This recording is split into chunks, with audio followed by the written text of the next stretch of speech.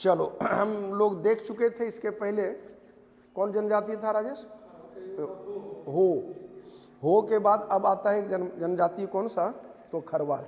अब बतलाओ कि ये लोग खरवार काहे कहलाया? अबे नहीं बोलता है कि छोड़ा बड़ी खरखर है। तो जो सत्यवादी हो, जो एकदम खरा खरी सच बोलता हो, और जो सच बोलेगा वो निर्भीक होगा, और जो निर्भीक होगा जानो जाए के डर नहीं होगा। मतलब ये सत्यवादी है। बात समझ में आया?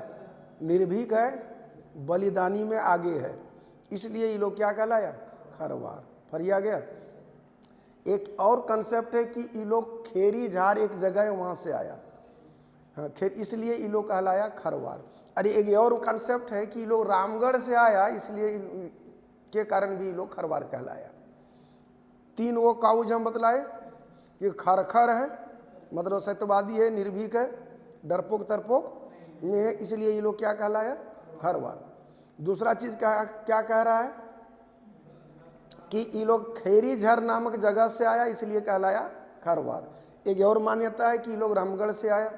दूसरा, ये तमाम चीज के अनुसार तुमको क्या लग रहा है कि ये जनजाति वाकई लड़ाकू और कुर्बानी वाली जनजाति होगी? अब सवाल है कि झारखंड में कहाँ पाया जाता है? तो यार खरवार का गढ़ है कहाँ पे? पलामू। खरवार का गढ़ है कहाँ पे? पलामू। और ये लोग द्रविड़ प्रजाति का है। द्रविड़ प्रजाति मतलब दक्षिण भारत से आया हुआ है, और इन लोगों की भाषा भी है क्या? खरवारी।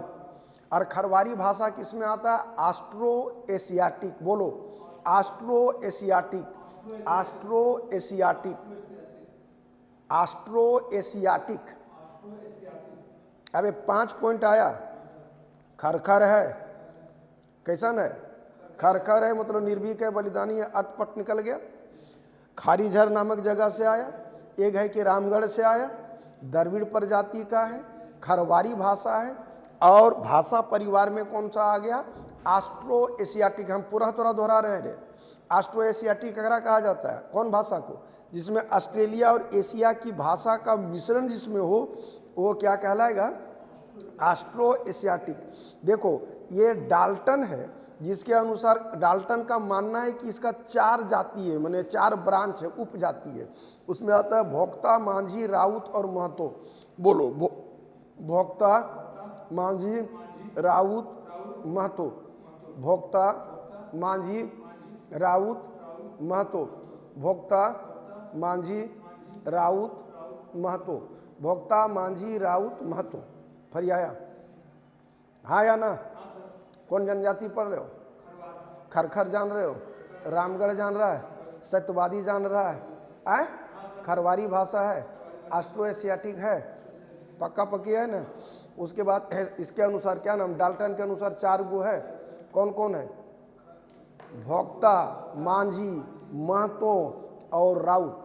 भोक्ता, मांझी, महतो और राउत। लेकिन संडर का कहना है कि ये 6 उपजाति है। कितनी उपजाति है? उसमें खेरी, भोक्ता, गूंज, मांझी, दुसादी, पातबंदी। 2 और जोड़ लो, दुसादी और पातबंदी आता है। खैर जो भी हो, इन तमाम जनजातियों में भोक्ता जनजाति सबसे महत्वपूर्ण माना जाता है। खरवार जनजाति जान लो, ये लोग अपने आप को राजपूत मानता है। वैसे तो हम ठेठ में समझा दे रहे हैं, झारखंड का 90% राजपूत एसटी है। कुछ जनजातियों ने सिंह टाइटल रखा। आप देखो सिंह मुंह वाला सब जनजाति सिंह लिखेगा ना, तो राजपूत हो गया है। और राजपूत कौन है? 7वीं से 12वीं शताब्दी में जो मध्य एशिया का घुमक्कड़ जनजाति सब था ना, लफुआ सब, जो आके यहाँ शासक बन गया, वो लोग राजपूत है। राजपूत का मतलब राजा का बेटा मत सोचना। चलो राजा का बेटा सोचेगा तो सोच लो, अकबर का बेटा भी राजपूतन कहलाएगा? नहीं बोल रहा है। अशोक का बेटा भी राजपूते कहलाएगा। इसलिए राजपूत समझ करके सीना चौड़ा करने की जरूरत एकदम नहीं है, क्योंकि लोग शासक है इसलिए अपने आप को क्षत्रिय समझता है। लेकिन वैदिक पीरियड में राजपूत नाम का कोई कास्ट का उपभोग नहीं है। इन लोगों का भी समाज अपने आप को पितृसत्तात्मक समझ पाओगे। खेती बाड़ी करता है, मजदूरी करता है, टोकरी और बांस का सामान बनाता है। मुख्य पेशा इन लोगों का खेती है। ध्यान रखना, मुख्य पेशा में ये खैर के वृक्ष से कत्था निकालना। किस पेड़ से? खैर के पेड़ से। कत्था समझ में आ रहा है? खै के पान बनारस वाला, खुल जाए बंद कल का ताला, सुना है गाना, सुना है ना? तो अगर हम जो पनवा में कत्था डालते हैं कौन चीज बनता है? अबे पेड़ रहता है, कोई नो गाछ देखा है आम अमरूद कटहर के, ऊपर वाला डलिया छोलते जाओ तो बीच वाला मांझा लाल रंग के गुदवा निकलता है रे, वह खैर के पेड़ का वही बीच वाला निकाला जाता है, समझा? बड़का डेगची ले लेता है और हम गबगबा के सिझाता है, सिझाएगा एकदम सूजी जैसा लात पत हो जाएगा, फिर प्लास्टिकवा बिछा करके और हम फैला देता है, सूख जाता है, तो वह कत्था रहता है जो मोटा मोटा टाइप का होता है। इसलिए खैर कत्था का बिजनेस के लिए थोड़ा लाइसेंस लेना होगा, क्योंकि कत्था के चक्कर में सब गच्छन काट दोगे। कौन जनजाति पढ़ रहे हो? खरवार, खरखर है दिमाग में, खारीजर है, रामगढ़ है, भाषा खरवारी है, ऑस्ट्रो एशियाटिक है, संडर के मुताबिक 6 है, डाल्टन के मुताबिक 4 है, परंपरागत पेशा खेती है, और खेती में कौन सी का है? तो कत्था खैर की पेड़ से कत्था निकालना। सबसे महत्वपूर्ण जनजाति इसमें खरवार में कौन है? तो भोक्ता है। मजेदार चीज, सब जनजाति में युवा गिरी चलता है, इस जनजाति में युवा गिरे नहीं है। शादी का 2 रस्म चलता है, विवाह एक आता है डोला और एक आता है चढ़वा। कौन कौन आता है? डोला और चढ़वा। तो देखो डोला मतलब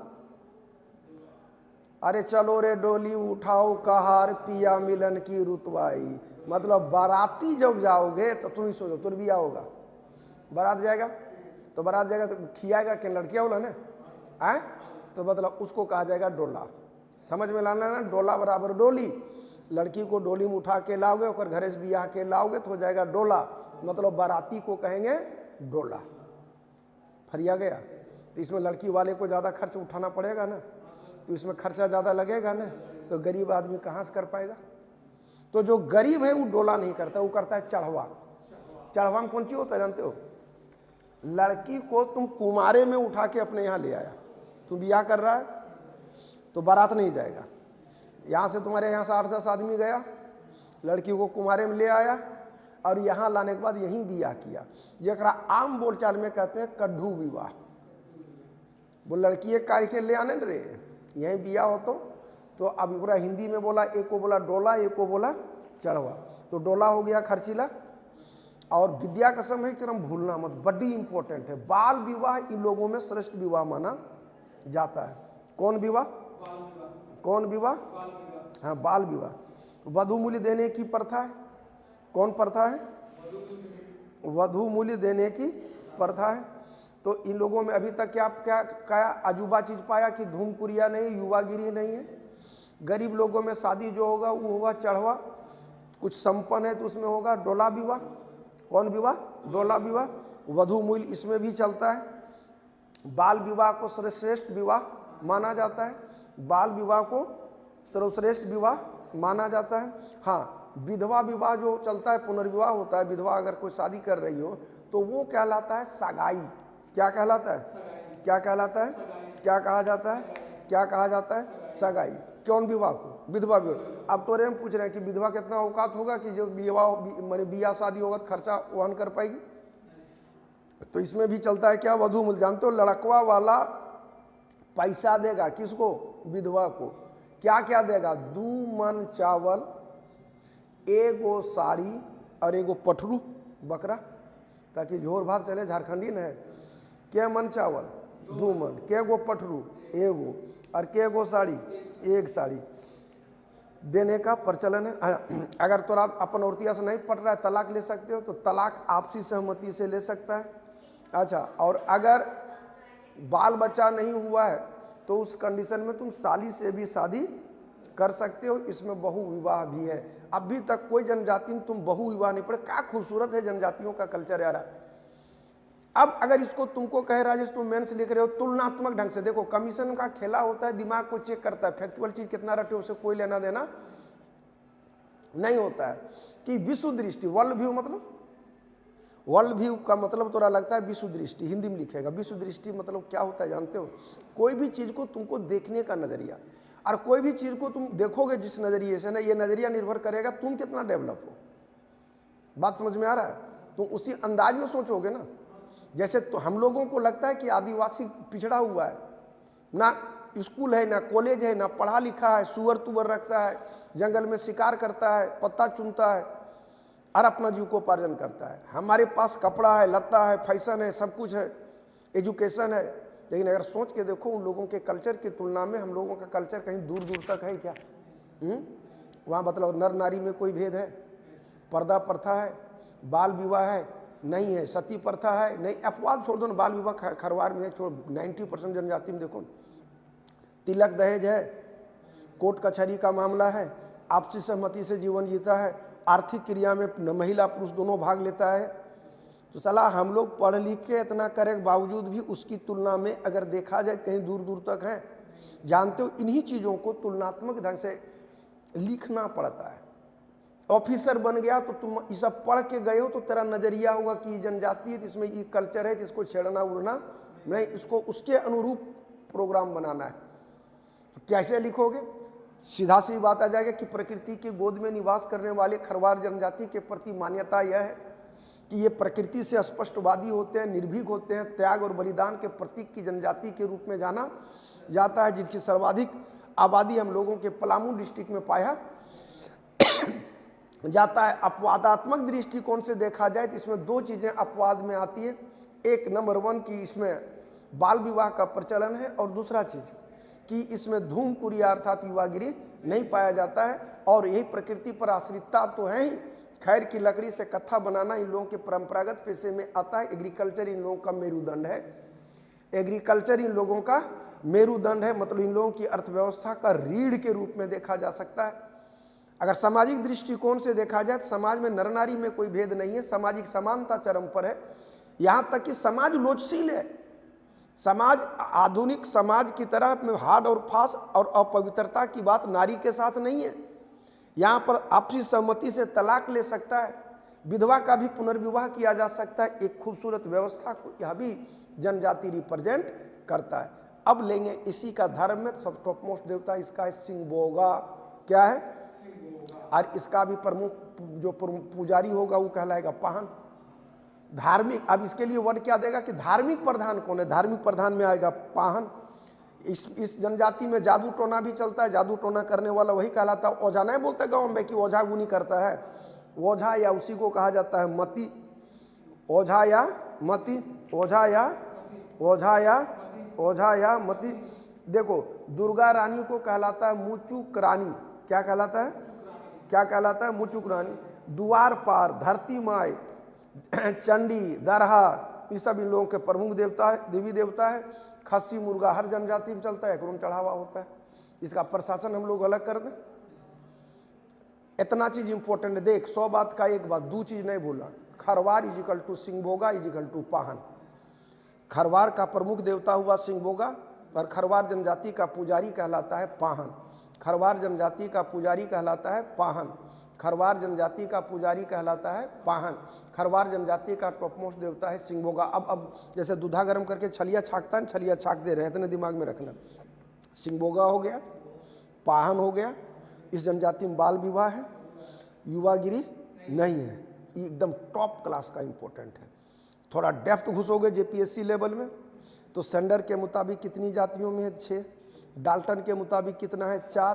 प्रमुख जनजाति को होना जाता है भोक्ता। ये कहाँ पाया जाता है? तो पलामू में। किस जनजाति का परंपरागत पेशा खेती तो है, लेकिन कत्थे से कत्था निकालना या खैर के पेड़ से कत्था निकालना थी, कौन हो गया? खरवार। डन डना डन डन। देख लो क्या मिनट का वीडियो हुआ, 10-12 मिनट हुआ, 14 मिनट। ढेर लंबा करेंगे तो लोग खींचे लगता है। यारा तुम लोगों को अगर अंदाज पसंद आया होगा तो निश्चित रूप से लाइक शेयर और सब्सक्राइब कर देना। अब थोड़ा चीसा चीसी कर लेते हैं। जो लोग अपना लिखा हुआ पढ़ के सुनाता है थोड़ा अंदाज अलहदा होगा तो पता। ए देखो खरवार खेरीझर से आए थे। एक मान्यता के अनुसार रामगढ़ से आए थे। खरखर है, सत्यवादी बलिदान है, लड़ाकू जनजाति है। संख्या के अनुसार 5 बड़ी जनजाति है। सर्वाधिक संख्या पलामू में, द्रविड़ प्रजाति में आता है। भाषा खेरवारी है। ऑस्ट्रो एशियाटिक भाषा परिवार से है। उम्मीद है कि समझ में आ गया होगा। अब इसके बाद सामाजिक स्तर देखो, डाल्टन के अनुसार 4 है, सेंडर के अनुसार 6 है, भोक्ता सर्वाधिक है। जमींदार खरवार खुद को राजपूत कहता है, समाज पितृसत्तात्मक है, खेतीहर और मजदूरी है, टोकरी वगैरह भी बनाता है, मुख्य पेशा खेती है। परंपरागत पेशा पूछेगा तो आ जाएगा खैर के पेड़ से ये बनाना। धूमक्रिया जैसी कोई संस्था नहीं है। डोला विवाह और चढ़वा विवाह चलता है। चढ़वा गरीब में है, जो कड्ढू हम बोले, डोला बाराती हो गया। बाल विवाह सर्वश्रेष्ठ माना जाता है। वधू मूली की प्रथा है। विधवा पुनर्विवाह सगाई कहलाता है। सगाई विधवा को 2 मन चावल, एगो साड़ी और एगो पटरू। पारंपरिक सहमति से तलाक हो जाता है। यदि कोई स्त्री निसंतान है तो सालिस ब्याह कर सकता है। बहु विवाह भी इसमें चलता है। धर्म में आ गया सिंगोगा, पाहन, जादू टोना करने वाला ओझा, मुचुक रानी दुर्गा रानी कहलाएगा। द्वार पार धरती माई देवी, चंडी, धरहा, ये सब प्रमुख देवी है। मुर्गा, खसी, सुअर सब बलि में चढ़ता है। नेक्स्ट वीडियो में मिलते हैं इसके प्रशासन को लेकर के। जय हिंद, जय भारत।